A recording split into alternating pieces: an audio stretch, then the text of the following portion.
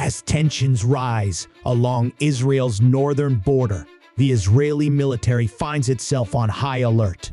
Hezbollah, the powerful militant group based in Lebanon, has intensified its attacks, sending projectiles deeper into Israeli territory than ever before.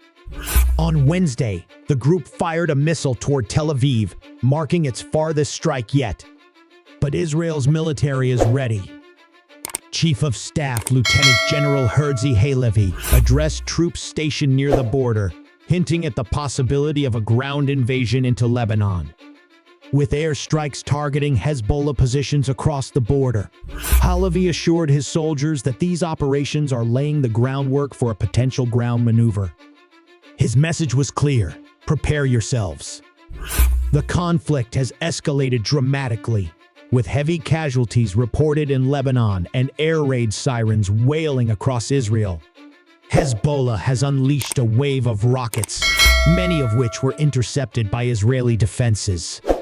Yet, the missile fired at Tel Aviv on Wednesday symbolized a turning point: Hezbollah's intention to extend its reach and challenge Israel on a broader scale.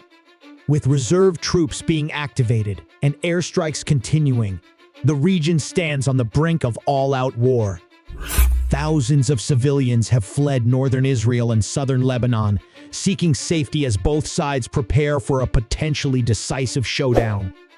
As the world watches, the Israeli military remains steadfast, determined to protect its citizens and regain control of its northern frontier.